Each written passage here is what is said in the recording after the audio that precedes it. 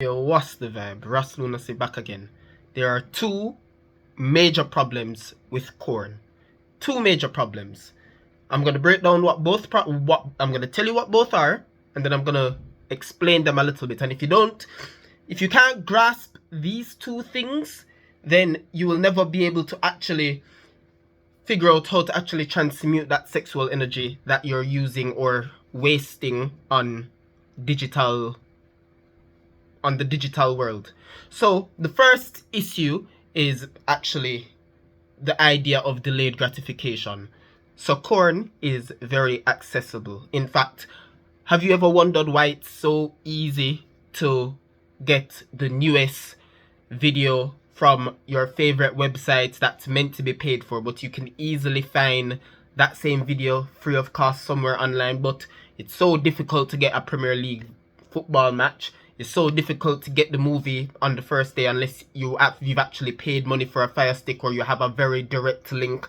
But the brandest new video of corn is always accessible and free. Even the singular persons that become very popular that do OnlyFans and things of that nature, their content is findable online because this thing is so addicting that the people pay for it and spread it to everyone anyways. So it doesn't, just know this thing is easily accessible, and this is easily known. You can easily find this out by figuring out what age did you start watching or come across it. And most of us would realize that we were barely even teenagers at the point. So if we were barely even teenagers, and this is before, and for most of us, if you were born in the 90s or before, you know that means this is during a time when the internet is barely even a thing. The internet as a thing was barely even a thing. Of course, there was emails and MSN and High Five and whatever the case, tagged MySpace. I don't care what was happening back then. But, the internet was only just becoming a very, very commonly used thing. It wasn't commonly used, it was just becoming commonly used. And corn was one of the first very accessible things on it.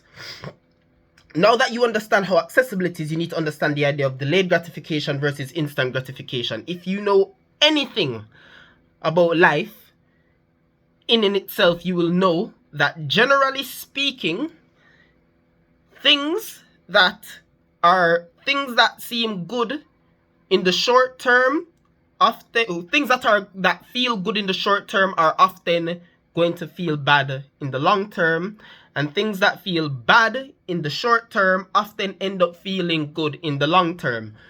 An example would be exercise. It's very painful in the short term when you're doing the workout, but long term you feel good about yourself. Overall, it gives you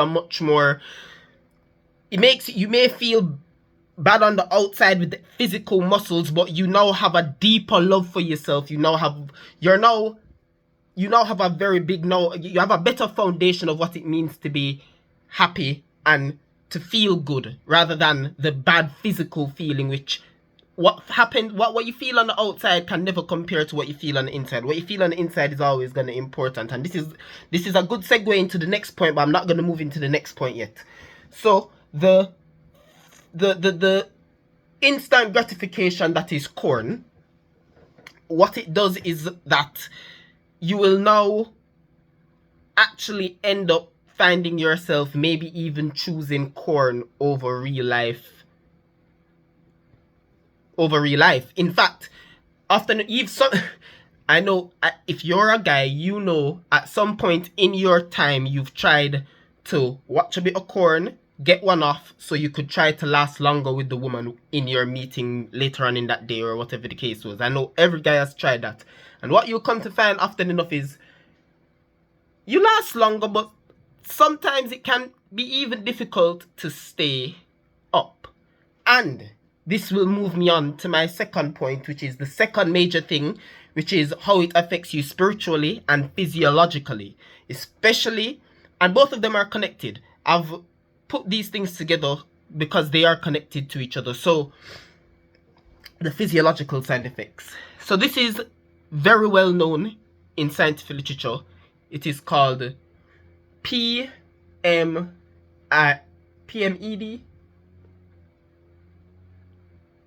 PID? I don't remember. But it is basically corn-induced erectile dysfunction. And what it means is because you've watched so much corn, you basically struggle in real life situations now. And that is very, very, very possible depending on your level of addiction. If you're someone who jerks off daily, you're probably going to experience some level of corn-induced erectile dysfunction. So that's one physiological effect. The next thing is the mental side of things. So depending on your addiction level and what you're watching, how you view the opposite gender will become very far from what reality is. Because remember, this is media and this is showing you how things work. So you'll find a lot of the time in corn, they want to try and show the woman to be very young, and very often, obviously you have different categories, but very young and very often small, submissive. The man, the very opposite, big, whatever the case may be. I don't need to go into specifics here, you know what I'm on about. And what this does is it gives you a contorted idea of what reality is meant to be. So now when you go out into the world and realize there's people of different shapes and sizes, you've already programmed your brain to only accept one certain shape and size. And funnily enough, that shape and size might not even be the best for you. Quite often it is not. So these are, honestly, when it comes to corn specifically, and I want to be specific because corn is really the issue more than it really is masturbation and jerking off. Even though I would say the body for men has a way of releasing what needs to be released when it needs to be released. So there is actually no need for any type of jerking off or masturbation. It is the only reason you do it is because you're either bored, you either have a lack of self-control, or you literally just don't even realize you're addicted yet, that this is just something you have to do to fall asleep or whatever the case may be. And yes, there are bros out there that have to do it as a routine to fall asleep. In fact, 15-year-old me may have been very close or maybe even at that level.